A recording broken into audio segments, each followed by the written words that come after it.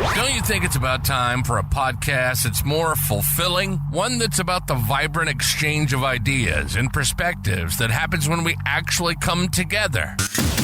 We got you covered. Welcome to the DeepBlu Project, where the depths of conversation meet the waves of personal experience. This is a real, raw, and unscripted show about everything from leadership lessons to self-awareness, wellness, and the latest current events. We cover it all. We have a rotating cast of guests as we share our personal stories, insights, and opinions on the issues that matter most. Plus, we have a blast while doing it. The DeepBlu Project. It's not just a podcast, it's an experience. And now your host, Chris Workman. Right, everybody, welcome to this episode of the DeepBlu Project. I am so happy to have with me a guy who's become, a confidant a little bit, of a friend. We talk more online. This is the first time we've actually had a chance to chat together because both very busy. But we got him on today, and that's my friend Jason Palamara. Welcome, Jason. Thank you for being here. Chris, thanks for having me, brother. It's great to have you here. For those of you who don't know Jason, real quick, I got to know who Jason was through a mutual friend who I had on this podcast a little while back, Barbara Rubel, who co-wrote the book Living Blue with Jason Palamara. So we're going to talk to Jason today, kind of see how he got into this, where he kind of started everything, which I think is very, very interesting. His beginning of his story, the beginning of his police career, is something that is unique to New York. I mean, it's unique to, unfortunately, one of the darkest days in this history of the United States. And we're going to touch into that and a couple other things. Jason, if you just want to let everybody know kind of where you are, how you got here, and what you're doing. Yeah, Chris, thank you. Thanks for having me on. And first and foremost, I love what you're doing, man. I love how you're, a leader in law enforcement, and you're taking that leadership and you're expanding and branching out to do things like the DeepBlu Project, and having people share their stories and really just have honest conversations about what we're going through. And it really does help. It helps to you hear that destigmatize, you hear smash the stigma, you hear all those catchphrases. But what you're doing is exactly that. So kudos to you first and foremost. Well, thank you, my friend. But you guys have all started this, and you're part of that. And I'm just kind of trying to be that extra voice out there. So I thank you guys for what you've done up to this point. Yeah, it's a team. It's a family. It truly is. So I started my law enforcement career in 2001. Prior to that, I did 3 years. I served 3 years in the United States Navy. So I went straight into police work. I was, I say it, lucky or unlucky enough to be in the 9/11 class. Lucky in that it really opened my eyes to police work pretty fast, pretty quickly. Would never want to repeat that, but I'm appreciative of the opportunity to be on the job during that time. And I, was in the academy for, I think it was about 9 months. They pulled us out when 9/11 happened. It wasn't long after we had started. We were out for quite a while. Put us right back in the academy as if really we didn't skip a beat. And I start with that because it is a stark difference from that time to where I see the culture today is, where we started going back into the academy, never another word about what we had just done or had been exposed to, all the things you hear, right? Trauma, vicarious trauma, compassion fatigue, a lot of what we talk about in the book, none of that was addressed. There was no peer support. There was nothing like that. And that's how my career began, and went through my career really towards the latter part of it, the end years, really starting to stumble in that the stress and the things that I had been doing and had been exposed to and been a part of through the work that I was doing really started to mount and manifest itself into unhealthy behaviors and really just a downward spiral. And that's what got me into the behavioral health space. I wound up, fast forward, I wound up getting into, becoming a peer at the peer support program with the NYPD. I became a crisis counselor with a crisis center in New York. And during COVID, when like many first responders all over the place kind of were restricted in how they were able to do their jobs because of COVID, I kind of was stirring to do something else. So I became a John Maxwell life coach, and I was writing. I was writing at the time, and really not having any clear vision of where that was going to lead me. So I met Barbara Rebel online on LinkedIn, and it's as simple as this. I told my wife, I said, I read her book, but I didn't say goodbye. And I want to reach out to her. I want to see if maybe she'd be interested in doing a project together. And my wife said, what's the worst that she could tell you? So just do it. And I tell you, I'm probably exaggerating, but within seconds after I messaged her, she messaged me back and said, when can you talk? And that's how our relationship began. And I tell you, she has become a mentor, a friend. I consider her my family today. We've embarked on this journey together, and it's been a beautiful thing. So we wrote Living Blue together, and following Living Blue, it's just, again, that what can I do next? I worked for a behavioral healthcare company for a while post-retirement. And over the past year, my wife and I started Living Blue Apparel. We could talk about that later, but it's really simply just another vessel to bring our culture together. We wear stuff all the time, right? You're wearing a shirt. I'm not wearing a branded shirt right now, but we see our other brothers and sisters wearing gear. And when you see our stuff, when you see our logo, if but for nothing else, it lets you know that individual shares your culture, knows what you've endured, or the stressors, the relationship issues, the job stressors, the organizational issues that you might be going through, that for but a brief minute you say that person gets me and I don't even know who they are, then the job is done, right? So you know that you're not alone. So that's kind of what I've done, what I've been doing, what I'm planning to do in a nutshell. That's awesome. Yeah, I did see the new brands coming out. I do love the logo. We try to find those things that bring us together, that mean something. And I think that's the exact same thing that you're talking about, is we just need to see it, or we have that conversation and it clicks right away. And I gotta echo your statements about Barbara. I mean, I could tell you the first few minutes I talked to that woman, you feel like she just embraces you in the moment you speak to her. And I was lucky enough to have that conversation. And I would tell anybody, if you haven't heard my podcast with Barbara Rubel, please go back and listen to it, because this Mm-hmm. woman has taught me so many things in a short period of time that it's wonderful. And I actually give her a shout out in my book, because I've never heard of compassion fatigue and vicarious trauma until I spoke with her. And I put that in there specifically because it was something I thought that people also, need to know about. Like I read about it, you guys talk about it in Living Blue, but I've never seen that anywhere but there. And now you kind of see it's creeping out into other things. So you guys have definitely put that out there, and I thank you very much for that. I think you guys have done a great job with the way the book is written. And I want to get back into it, like, because I think it's very interesting. When you guys did Living Blue, it's like you guys co-authored it, and the way it's set up is very, very, very interesting.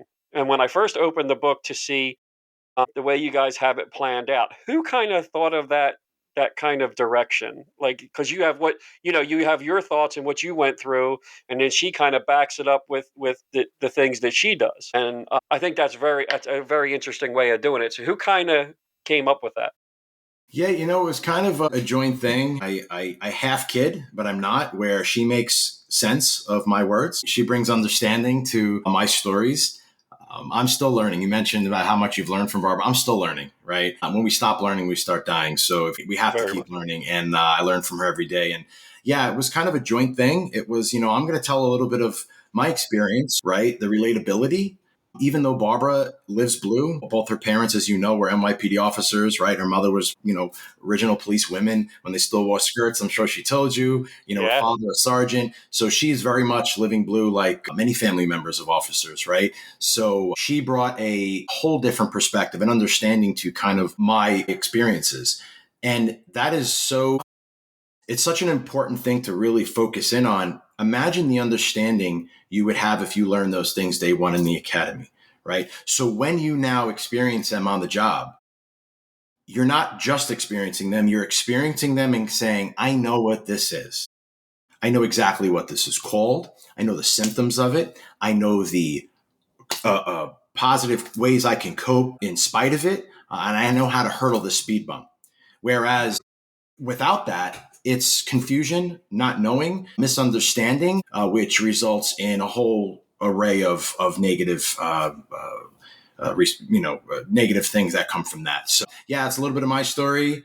She also talks about her stories, right? But she brings the understanding to what are we talking about? What does it mean? And how do we make steps past that?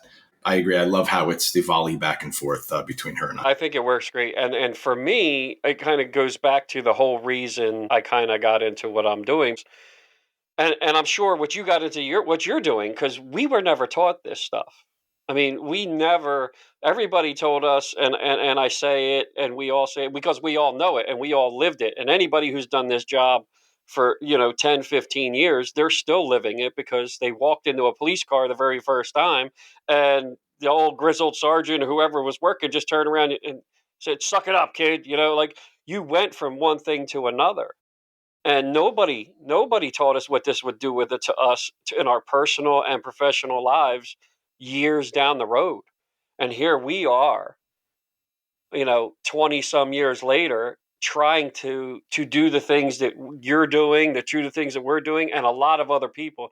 And I got to give kudos to all of them and the people that we have on this DeepBlu project, and the people that are on LinkedIn, and the people that are out there trying to destigmatize this mental health issue with our brothers and sisters.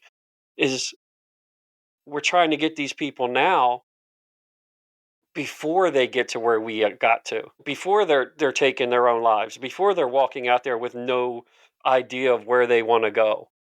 And there's more of them out there than we can reach. It's tough, but this is that beginning. And people like yourself and people like Barbara, and teaching people this at an early age and teaching this when they first come in, I think you hit the nail right on the head with having them a way of coping instead of going to the alcohol, instead of going to mood suppressors, instead of having other family issues or life issues. That's where we are right now, man. And that's tough. That's tough. Yeah, and you said it. There's so many great folks doing amazing things in this space, and your listeners who are in law enforcement will appreciate this, and I'm sure agree.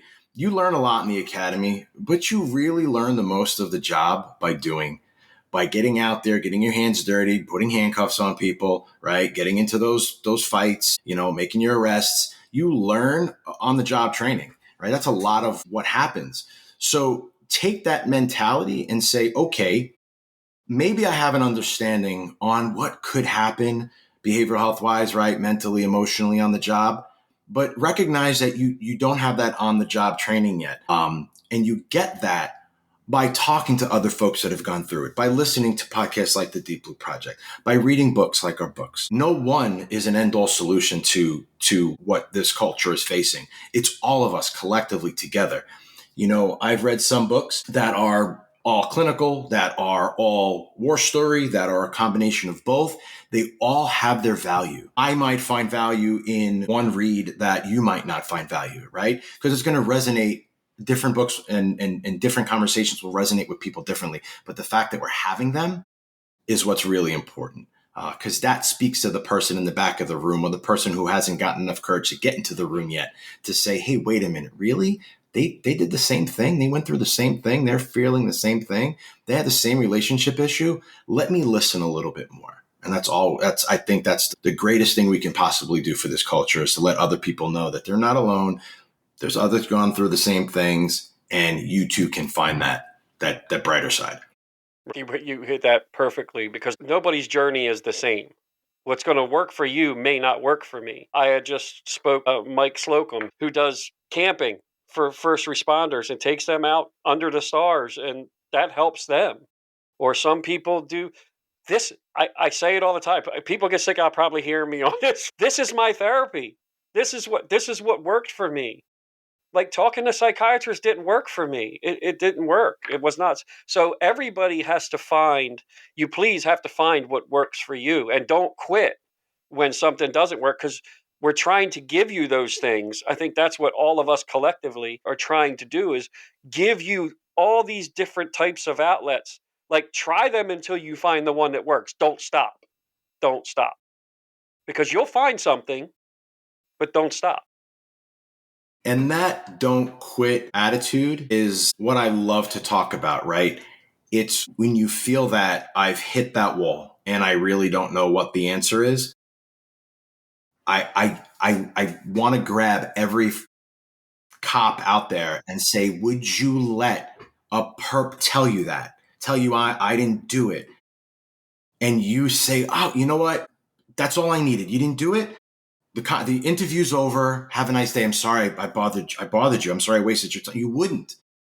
You would dig your heels in and you'd keep going. You'd keep getting after it. You'd keep investigating that case. You'd find another avenue or approach for that interview. That's what you do on the job. Do it in your own personal life. Do it with your own mental health. Don't give up. Say, okay, I don't know the answer. I have absolutely no clue what my next step is, but I'm going to be curious about finding out what it is. And if I can't find it out, I'm going to try to find it out with somebody else. Hey, what did they go through? What did they do? Right? You do it on the job. Do it in your personal life. Look, we don't have the perfect pill. We're not telling you we know everything. I think one of the biggest things that I try to stress when people ask a question is like, how do I get out of this? I can't tell you how to get out of this. I can give you ideas, but I can tell you the first thing, and the one thing that it has to be for everybody, it has to be your mindset over everything else. You have to be willing to just have your mindset in a space where you're willing to go forward and to not quit until you find what's going to work for you. If that's telling yourself every day that today's going to be a great day, I mean, when you wake up, whatever it is, that mindset has to change. That defeated thing that gets us into that rut. That's what I found worked for me. It may not work for you, but find something. Exercise, journaling. There's so many things out there that people do. I think we're at that precipice of trying to get this out to others to say, it's number one, it's all right. Like, we all know what you're feeling. We've been through it. We fought this demon for years. We don't want you to fight this demon for years. We want you to learn now how to cope with that so that you can have a long and fruitful career and not have the personal, family, and professional problems that we all had to go through, because there's people still going through them. It took me to get to that moment, and I got to that moment where I didn't know what to do. I mean, I finally, luckily, I have to say I was strong enough to remember a conversation that I had with someone back in 2021, that I saw in a conference, who talked about them trying to take their own life and the things that they did, and I went, "Wow, I'm there. Like, I'm there." And when I sat there and listened to him, you thought I'll never do that. I'll never be there. And 3 years later, I found myself there. Jason, your book Living Blue with Barbara, I think is a great. If I can, I just want to see like how that manifested in yourself. Like, how did you get to that point where you delved into writing and things like that? Like, what put you in that space? Thanks for asking that question, because it really it boils down to, been asked before, what was the catalyst of change for you? And it was kind of an evolving journey where everything was in the gutter, right? My relationships externally, when I say externally, outside my family, internally within my family, with my kids, my wife, my marriage, very angry, right? Not processing what was happening inside, and it was coming out and outwardly in a toxic way. In every interaction, in every encounter, in every conversation, just bad mindset. And it's a hard wheel to stop and reverse.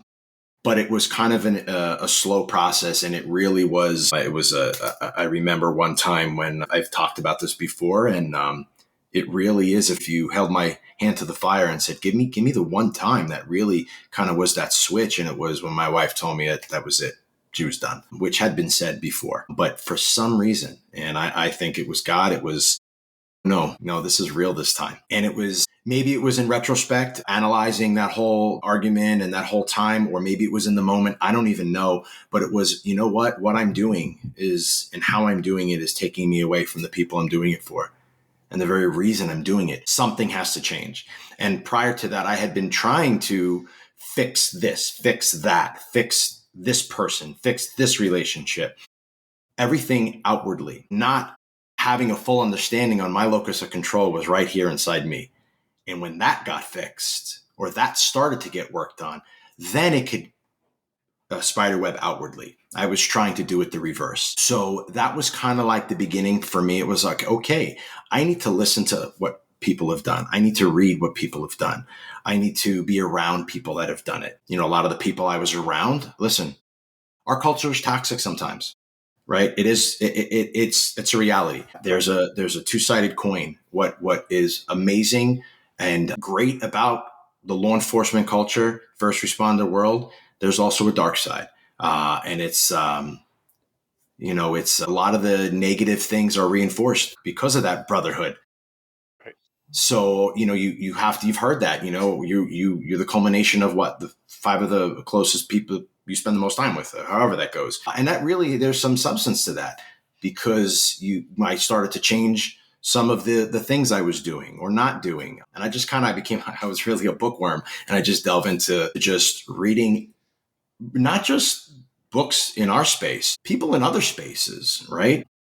We're all humans. And like you said, people have heard you say certain things in nauseam, right? So people have heard me say we're human beings that happen to be cops. They're not cops that happen to be human beings. And when we remember we're human and we have all the same human attributes, characteristics that somebody else has, right? We get angry, we get sad, we get mad, we get, down on ourselves. So I was just reading about the life experiences of other people outside the law enforcement world and just really developing that curiosity on, I don't know it all. What can I learn now? And they're baby steps. There's babies, and I'm still learning. I'm still making mistakes, and I'm still screwing up, and I'll trip, and I'll smash my face. And the difference is I'll get back up and I'll say, okay, I smashed my face. What's next? Whereas I smashed my face and I stayed down, or I pulled others down with me. That's the difference. Right. And it's one of the biggest things I try to say, and I try to remind myself every day is this is an everyday process. This isn't I fixed it and now I'm good. Like I'm I'm comfortable in the space I'm in now where I wasn't before, but it's an everyday process. And if you're out here thinking that you're going to take this magic pill, it's going to be like the Matrix, and I'm going to take the blue pill or the red pill, and I'm going to be fine. It's not that. It takes time, and I think you put it perfectly. We are fixers. That's what we've done for our whole career. We get called to whatever we do. We're always the people that have to fix the problem. And then we end up doing it in our life, and then we ended up doing it in our home, and then we end up doing it everywhere, but we don't do anything for ourselves. And I've not heard it. That's the first time I've heard it put that way, and I think you hit it right on the head, and it kind of really resonates with me that's what I had to do along with what you're talking about. I found out. I came to the realization I had to fix myself and fix the things that were bothering me before I could patch up or repair anything that's outside. That is just such a great way to put it, Jason, and it fits me well. I kind of just blew my mind. Like when you do these all the time and you talk to different people, it's like reading a book. Like that's what it's like for me with with the podcast, is because you learn so much from people and you hear things that will just resonate and stick with you. And I'm so grateful for that, and I thank you for that. That is awesome. Well, right back at you, brother, because you had the courage to get to develop a podcast. That's something that I won't dip my toe in. There's certain people that can do it, and you're doing it. And that's just it, and one of the big things too is talk about I'm still making mistakes and I'm still screwing up. Life's not going to be perfect, and not supposed to be. I don't know if I want it to be. But learning how to thrive in the pain, strive through adversity, start to get excited when life pushes back. Whereas before, when life was pushing, it was I'm getting pushed, right? But now when life pushes, it's okay. I know how to effectively push back and grow in the process. So it's things are not going to be perfect, right? There's no one podcast, one book, one magic pill. Like you said, to be honest, I can't tell you how many times I've heard the Matrix reference, and I will jump on the sword here. I've never seen the Matrix. I have not seen it, and I know people probably like, "What? Are you kidding me?" I have not.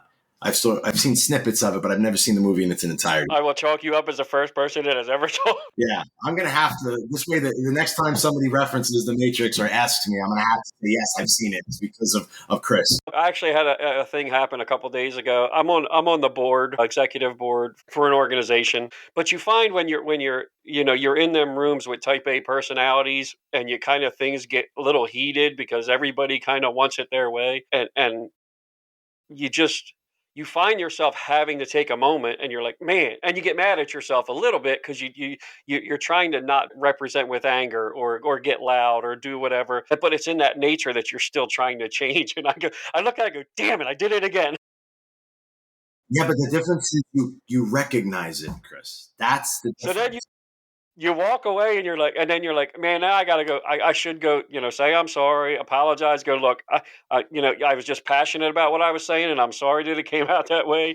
But you're like, man, that's what I mean by working on it every day. So anybody who thinks, that's kind of like the best example I can get. Great Look, we spend our lives like having to be in control. And I think that when, for me, that day I was out of control, and I really didn't know what I was going to do for, it's probably not the first time in my life, but the first time that I didn't think I could control anything was very scary. Yeah, And now the thing is, you're trying to, as you said, I try to recognize that. And I try to go, look, I'm still working on it, man. I know I could be an ass sometimes. It's sometimes it's in your nature. But I know that now I have to go back and recognize and make those amends and not let it go, because that was me being a moron. So that's just one of the things that I think that we unfortunately get to in this culture. And you mentioned it well, as this culture just teaches us from day one. And if you've been doing this 20 some, 30 some years, I think that's our point, is imagine all that stuff that you just kind of build up and don't deal with. And that's the shame of where we're at right now.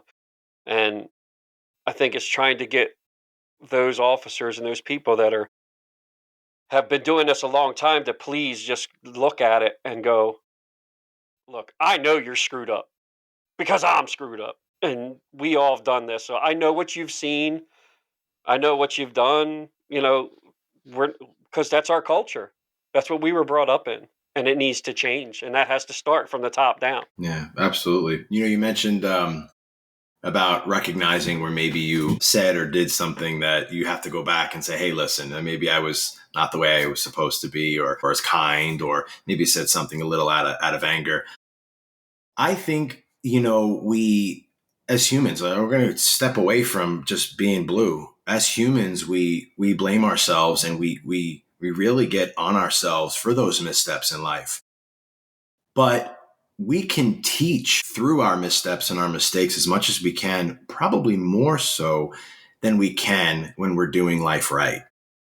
Right. So, for me, before it was, oh man, I wish this would have never happened. I can't believe I did or said that. I screwed this up, or this is the way it is because of me. Right. So on and so forth, where that changes to, no, I am not happy or proud of that, those things, but now using them as fuel for my own growth and to help others grow. So you can teach others in your missteps more so than you can in doing life right. So having that perspective shift in saying, hey, I am I'm ashamed maybe of, and that's a human emotion, of what I said or did, but I'm going to turn it around and use it as a teaching lesson. That's growth. No, and when you get there, I think for me, actually getting there going, okay, yeah, I can see that. Or just taking other people's criticism, or not, I wouldn't say criticism, but view of what they saw or what they feel like, you seem like something's off. And I try to do that actually with even my officers now, or people that I deal with, like, you're just not quite yourself today. You seem like something's off, instead of being like, shut up, don't act like that. Like, you're kind of like, is everything all right today?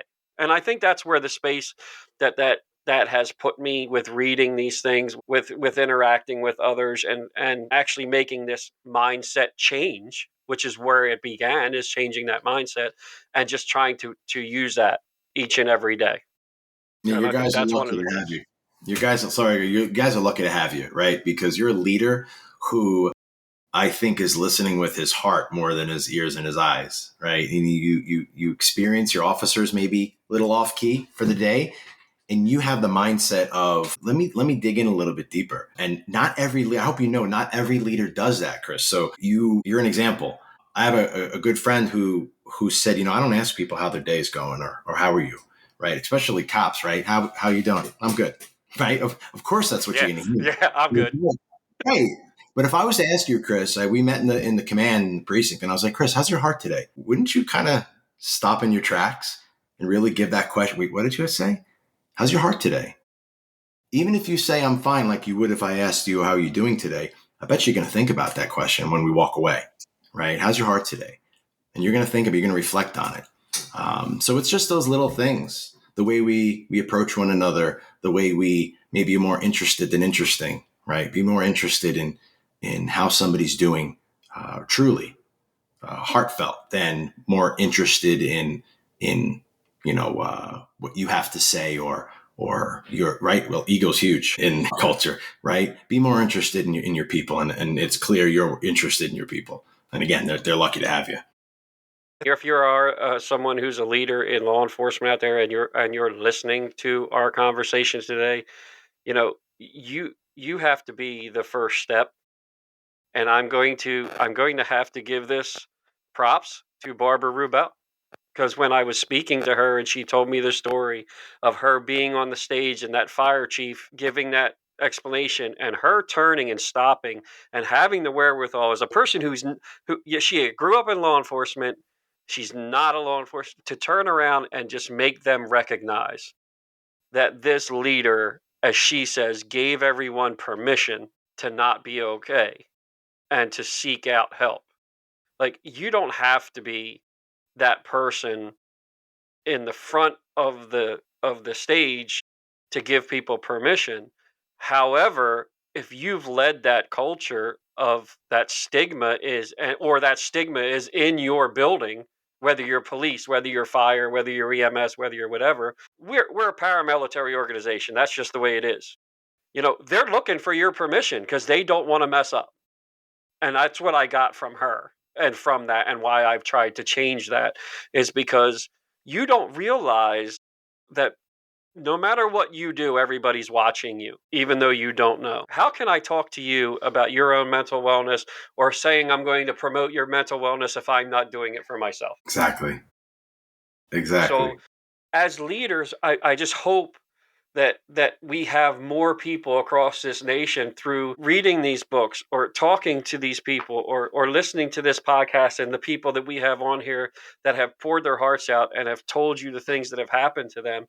It's us giving you kind of that leeway to go, look, you're not alone. We've all done this, and you've obviously have some sort of trauma in your life by dealing with this stuff.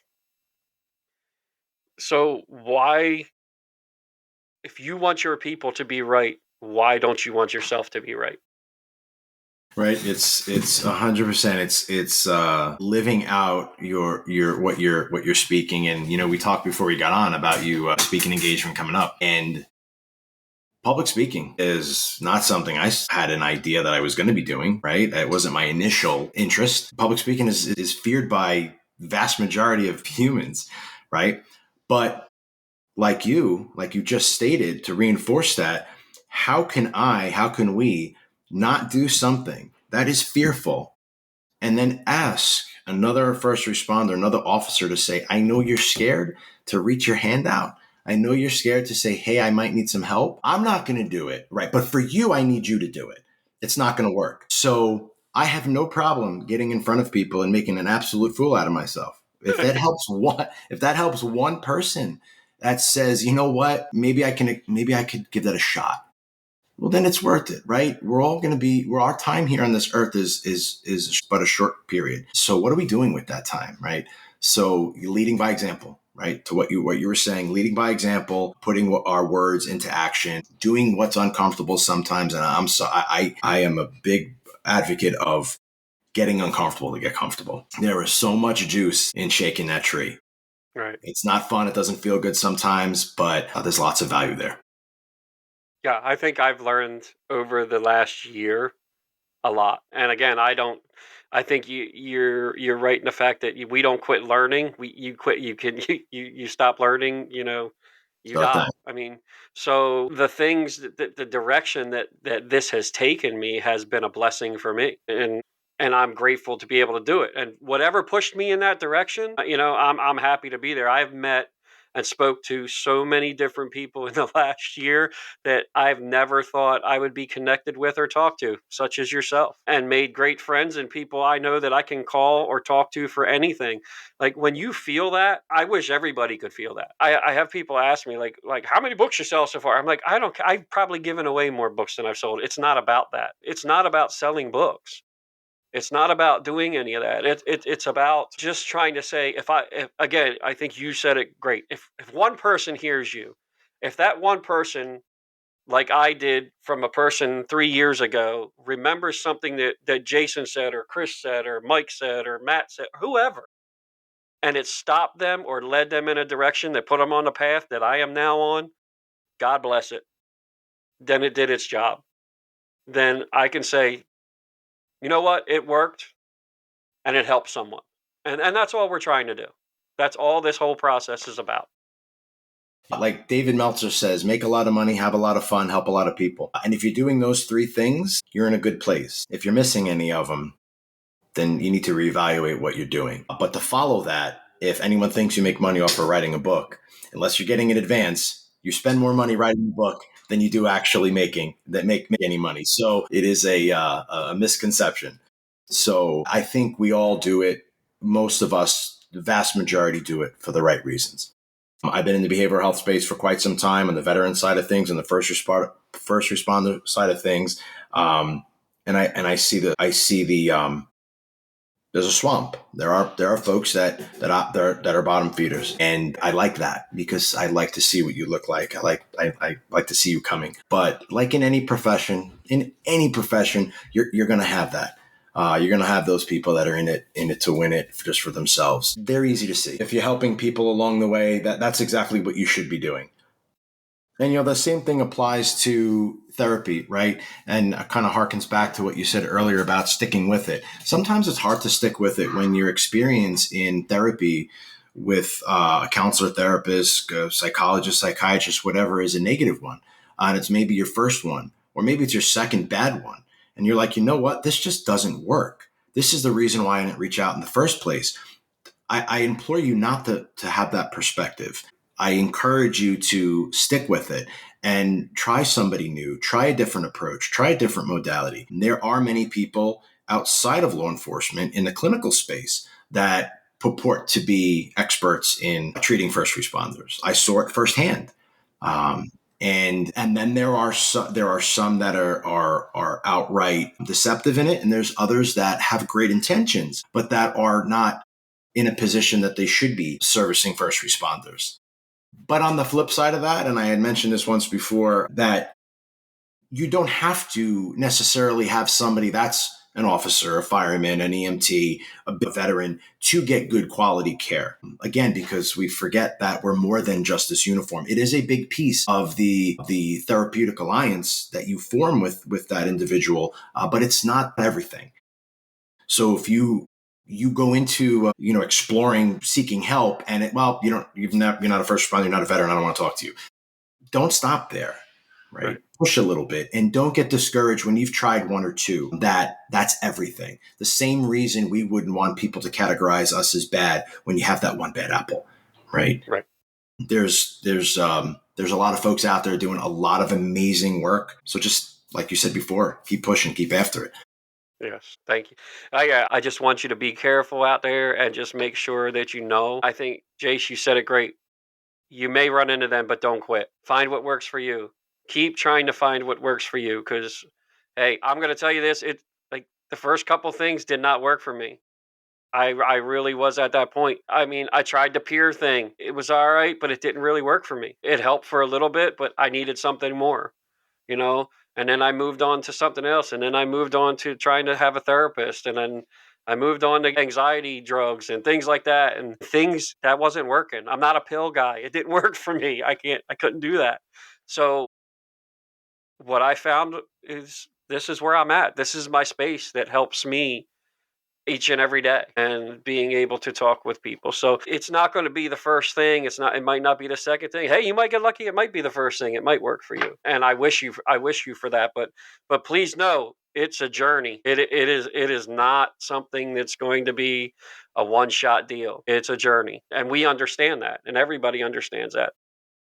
Because if you've done this for any amount of time, there's a lot of stuff up there that you need to work through. And it's not an easy task. I'm not going to sit here and say it is. It's not an easy task.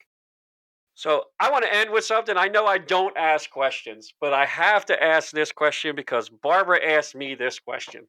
And I want to ask you this question. So when we were speaking, she put it this way, and I'm going to try to use her words or paraphrase the best I can.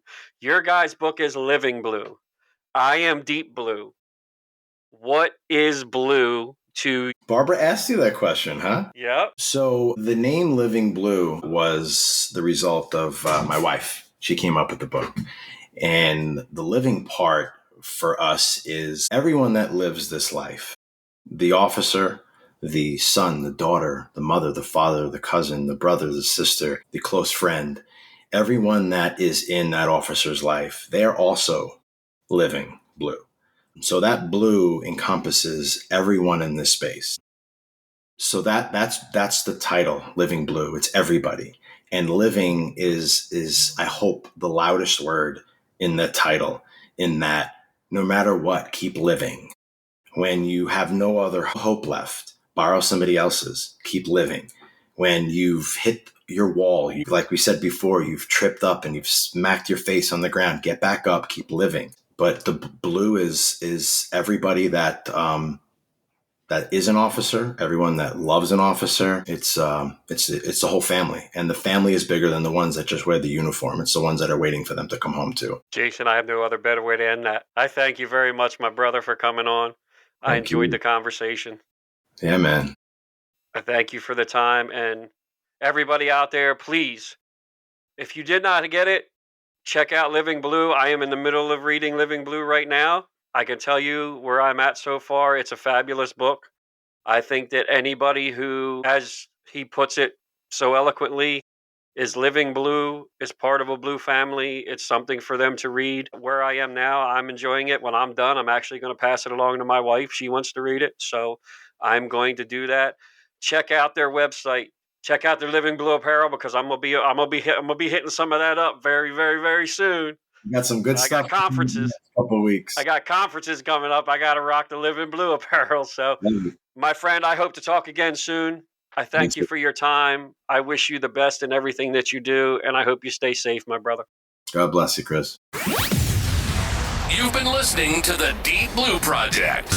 As a father, husband, friend, and someone who loves to chat about anything and everything, Chris brings over 3 decades of public service experience to the table. With a background in firefighting and law enforcement, along with degrees in criminal justice and behavioral science, he's seen it all, and he's learned a thing or two along the way. We hope you enjoyed the show. If you did, make sure to like, rate, and review. We'll be back soon, but in the meantime, find us on LinkedIn and X at DeepBlu Project. Find our website at deepblueproject.com, and to reach out, send an email to deepblueproject@outlook.com.